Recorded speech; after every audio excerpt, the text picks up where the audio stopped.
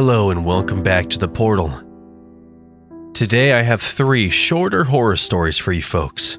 So, sit back, grip your seats, maybe grab a snack, and enjoy. Today's first story is called The Camping Trip, written by Knight's Letter. This year's camping trip started like any other one. All my friends came to my house and we slowly loaded up the Suburban.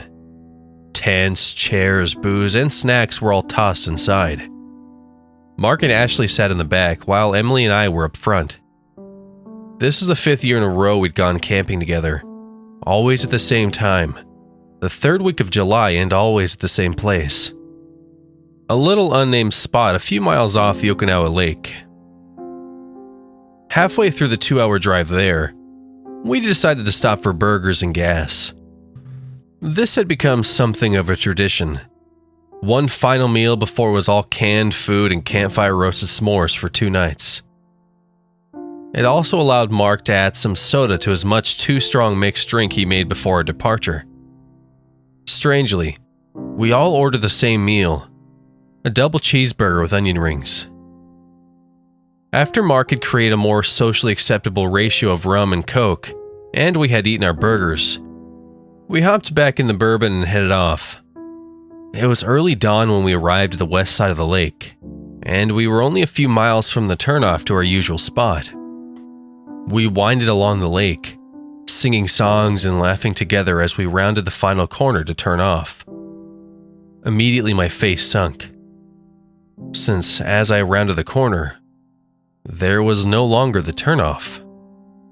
At first I figured I must have missed the turn, or maybe it was just a bit farther, although unless my memory betrays me, it was always a couple hundred yards past the Welcome to Lake Okinawa sign. Maybe they moved it?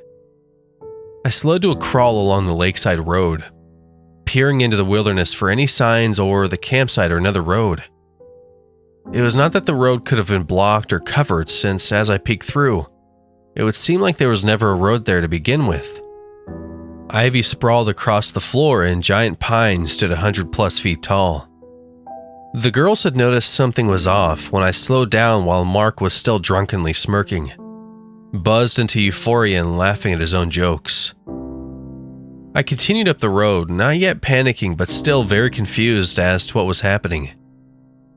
The logical side of my brain told me that perhaps the sign had moved, or I was just more tired than usual and had unconsciously hoped for the turnoff to be closer than it was.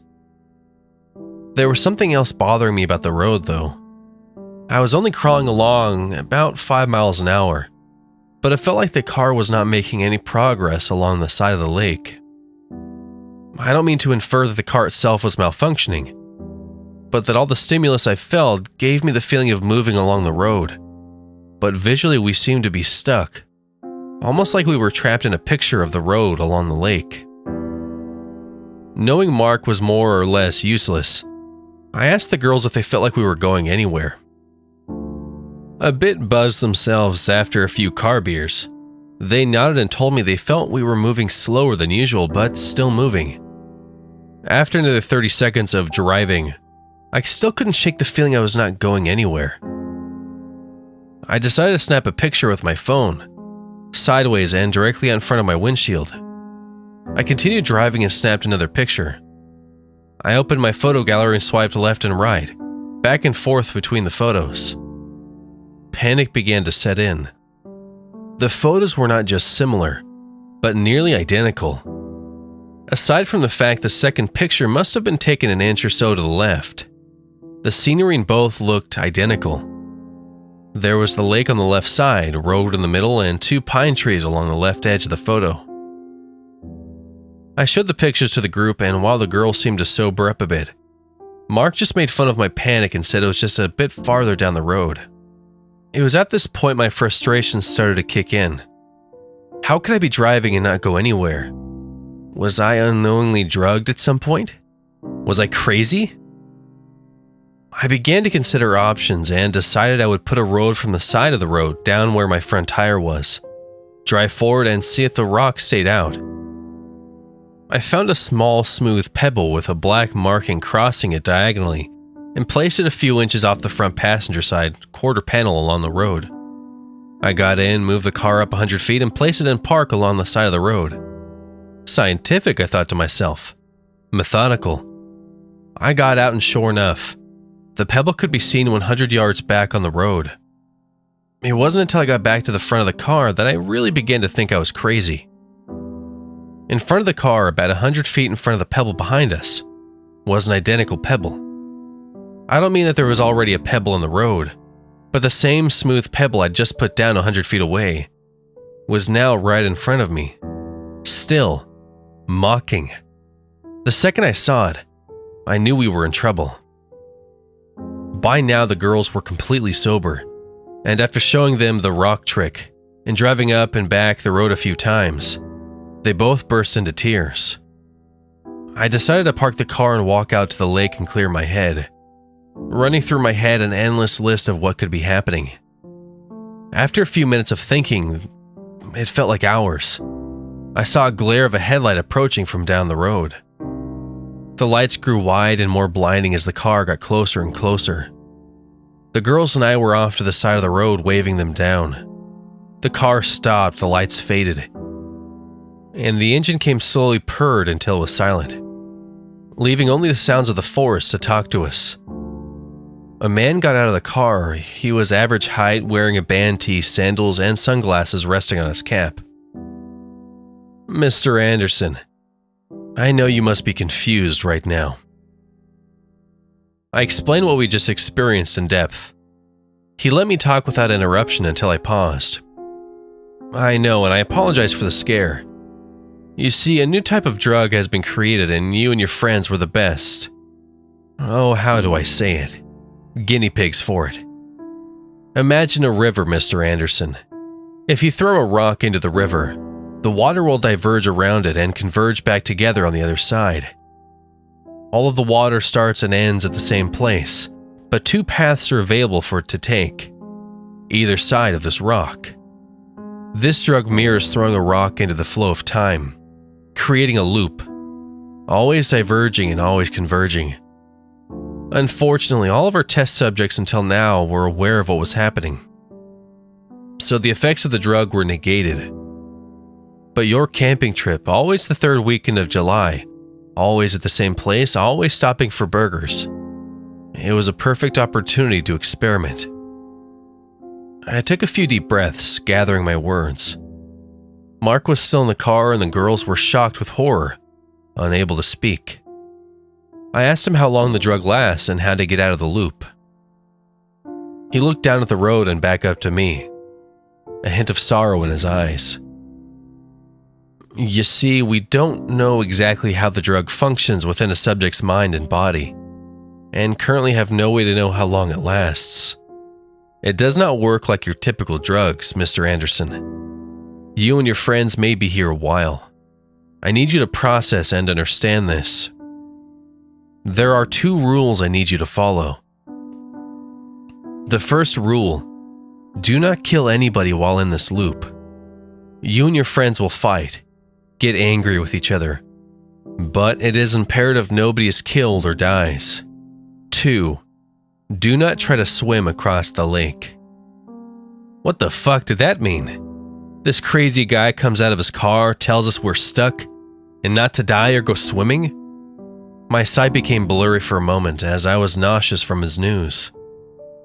He slowly stepped back into his car and drove away. "Goodbye, Mr. Anderson. I will come back to check on you." We watched as the man slowly stepped back into his car, started the engine, and drove off down the road out of sight. Every year, my friends and I go on a camping trip. This year, we decided to stop along the lake on our way in. By the lake was a notebook. I felt like I'd seen it before, but could not remember when. I opened it up and read the following. This year's camping trip started like any other one. My parents never wanted me. Written by Villain Kai. They had never wanted a daughter. I could tell in their eyes. I could tell in the way they spoke, their lack of care, their shouting. I could tell they didn't even want or need me, but they were stuck with me. It was clear the first day from the color of my bedroom, the toys and games, all for boys. They'd even set up a plastic workbench and bought lots of sports equipment. They didn't plan for a girl. That was the first sign. They even begged me to leave them, to get out of the house. I just wanted to be loved, to have a family. I stumbled through life on my own just fine. I enrolled myself in school, worked jobs to pay for my own stuff. Clothes, food, everything I had was mine. They often just stared at me blank whenever I told them about the parents of my friends. The others didn't have to pay for everything. They didn't have to work so hard for so little. Their parents loved them. I must admit, I did act out for attention. I dyed my hair ridiculous colors, I played my records loud, and the food I was so proud of buying was often just pure sugar. I'd bounce off the walls, draw on them too. Still, no reaction from my parents. They barely moved. At least that I noticed. They didn't speak to me, they didn't want to. As soon as I could, I decided I'd had enough and announced to them I'd be leaving. I got no response, just expressionless stares. I packed up my things in a huff. I at least thought they'd be happy I was leaving. They didn't want me in the first place. This was their dream come true. I was finally leaving. With a bit of a struggle, I shimmied my bags into the living room and by the front door. They sat in their plush green chairs, staring at each other. I was going to miss them, I guess. They were my parents. They'd always been there. Although they hadn't done much, they had been there. Every night and day, every time I cried and needed to hold someone. Every time I feared going outside, scared of the others. I did love them, even if they didn't love me. I walked over to my mother and pulled her in close to me. Her skin was cold against mine. Her expression didn't change. She didn't move a muscle, she just sat, rigid in my arms. I gently let her fall back and stared into her eyes. She didn't blink, or even acknowledge me, she just stared. The same happened with my father. Although his stomach did groan and bulge a little when I moved him. I guess that was his way of saying goodbye, but I still wasn't happy. So this is for you, my parents, should you ever read this. Mother, that horrible blue lipstick never suited you, and your perfume was disgusting. I never liked it after all these years. I'd been in graveyards that smelled better than you. And Father, my dad, you were utterly useless. You sat there through my biggest moments of my life, your stomach getting fatter and fatter. You smelled worse than Mother. To my parents, I hate you. I'm ever so glad you're dead.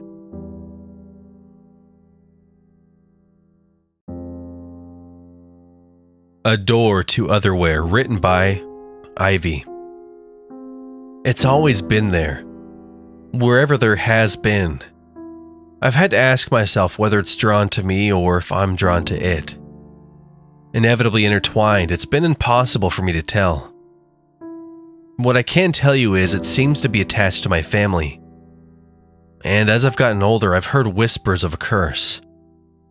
Let me explain the best I can. We've moved around a lot in my lifetime, and everywhere we live, things would be strange. As a child, I have memories of packing up and being loaded into the car by my parents in the middle of the night. Waking up somewhere new and starting over again. New houses, new friends, new schools, new belongings. The if it didn't fit in my bag, it didn't make the move with us. It didn't take long to figure out we were different than everyone else, and no one likes different. I can recall staying briefly with extended family members while looking for a new place to stay. One of my first memories is of a small seafoam green one-bedroom cottage we were looking at. My dad had the key and he took my mom and myself to it. I didn't understand at the time that they were checking for something sinister. I vividly see the worn wooden floors and can hear the squeak my shoes made as we went into each tiny room. I can still smell the musty closed-in scent when I picture the bedroom in the back of the house. There was a room devoid of anything, except a bowling pin-shaped clown who would rock back and forth. A bell was on the inside and would jingle as it tilted side to side, announcing its movement. I can still feel the hard plastic beneath my hands as I reached down to tip the clown over. What happened next passed so quickly that I didn't understand what happened. As soon as I touched the clown, there was a tremendous bang from the front room, almost as if something had slammed into the wall. The floor vibrated slightly as my mom snatched me up. My dad told her to stay in the room until he called out for her. Within moments, we heard him bellow and my mom sprinted through the hallway and living room, jumping into the car as my dad crunk it and peeled away. The conversation was above my understanding, but my mom snatched the clown and threw it out the window. My dad said it wouldn't be enough to be able to get away from it. He said I had been marked as the firstborn. My mom cried and squeezed me to the point of cutting off my air supply. We returned to an aunt's house, and I proceeded to have one of the worst nightmares of my life. I'll spare you the details, but I'll say it resulted in a trip to the ER and a round of antibiotics that they claimed would heal the ear infection they said caused an extreme hallucination. A hallucination about a door that I got trapped behind. I was very ill and slept sporadically. I woke up feeling like my skin was on fire and I couldn't tell if I was really awake. I overheard my parents discussing a door. They mentioned something that sounded like elsewhere, but that's not quite right. My mind wasn't mature enough or well enough to make sense of that situation. It took a week to get better. Once I had started mending, I began to notice my hearing was off. Everything was muffled and I kept asking people to repeat what they said. It got embarrassing when people would say they hadn't said anything. I became withdrawn and depressed. I shut down and quit trying to communicate. I preferred to stay in my room in the dark. And in the dark and despair is where I came face to face with the door of my nightmare, of my hallucination. The door to danger and deep evil. The door to the rest of my life. The door to otherwhere.